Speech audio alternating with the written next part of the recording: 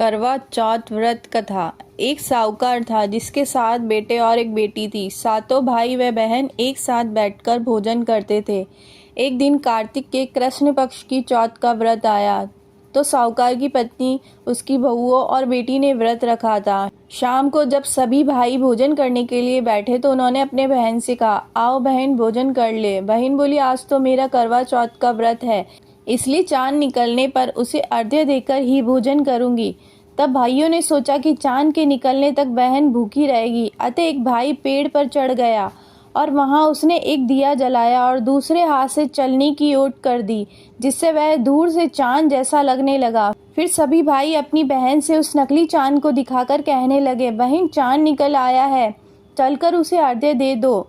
बहन अपनी भाभीियों से बोली, चांद निकल आया है, चलो अर्घ्य दे दे। भाभियां बोली, तुम्हारा चांद निकला होगा, हमारा चांद तो रात को ही उगेगा। तब बहन ने अकेले ही उस नकली चांद को अर्घ्य दे दिया। उसके बाद जब वह खाना खाने लगी तो पहले ही ग्रास में बाल आ गया और दूसरे ग्रास में कंकड़ आया और तीसरा ग्रास मुंह की ओर करते ही उसकी ससुराल से संदेशा आया कि उसका पति बहुत बीमार है, जल्दी भेजो। अपनी लड़की को विदा करते समय माँ ने कहा, रास्ते में तुम्हें जो भी मिले उसके पांव लगना और जो कोई भी सुहागन रहने का आशीर्वाद दे दे उसके पल्ले में गांठ लगाकर उसे कुछ रुपए दे देना। बहन जब भाइयों से विदा होकर ससुराल को चली तो रास्ते में जो भी मिला वह सबके पांव लगी। सबने उसे यही आशीर्वाद दिया, तुम 7 भाइयों की बहन, तुम्हारे भाई सुखी रहे और तुम उनका सुख देखो। सुहाग का आशीर्वाद किसी ने नहीं दिया। जब वह ससुराल पहुंची तो दरवाजे पर उसकी छोटी ननद खड़ी थी। वह उसके भी पांव लगी तो उसने कहा, सुहागिन रहो, दूधो नहाओ, पूतो फलो। उसने यह सुनकर उसके पल्ले की गांठ बांधी और उसे सोने का सिक्का दिया। फिर भीतर गई तो सास ने कहा, तेरा पति धरती पर पड़ा है। तो वह अपने पति के पास जाकर उसकी सेवा करने के लिए बैठ गई। बाद में सास ने दासी के हाथ बची कुची रोटी भेज दी। इस प्रकार से समय बीतते बीतते माघ शीर्ष की चौथ आई तो वह चौथ माता से बोली, हे माता, आप ही मेरा उद्धार करोगी, आपको मेरा सुहाग देना पड़ेगा। तब उस चौथ माता ने बताया, पोष की चौथ आएगी, वह मेरे से बड़ी है, उससे ही कहना।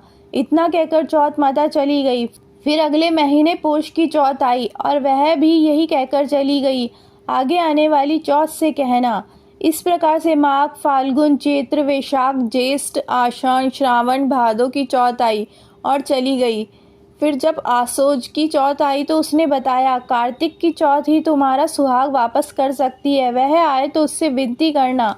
ऐसा बोलकर फिर वह भी चली गई। जब कार्तिक की चौथ आई तो बोली, भाइयों की प्यारी करवा ले, दिन में चांद उगानी करवा ले, व्रत खंडन करने वाली करवा ले। यह सब सुनकर साहूकार की बेटी चौथ माता के पैर पकड़कर बैठ गई और रोने लगी। हाथ जोड़कर प्रार्थना व विनती करने लगी कि चौथ माता, मेरा सुहाग आपके हाथ में है, आप मुझ पर कृपा करिए, मेरा पति जीवित करिए, आपको मेरा सुहाग देना ही पड़ेगा। इस प्रकार साहूकार की बेटी विनती करने लगी और कहने लगी कि मेरे से जो व्रत को खंडित करने की भूल हुई है उसे आप क्षमा करें। चौथ माता साहूकार की बेटी पर प्रसन्न हो गई और अपनी आंखों से काजल, नाखूनों से मेहंदी और मांग से सिंदूर दिया। माता की कृपा होते ही साहूकार की बेटी का पति जीवित हो गया।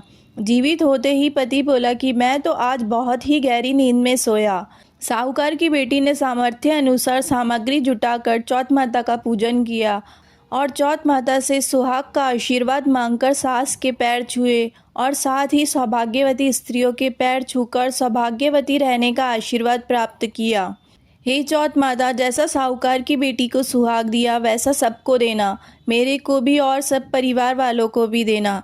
हे चौथ माता, सौभाग्य, पुत्र और अचल लक्ष्मी सबको देना, मंगल कल्याण करना। बोलिए चौथ माता की जय।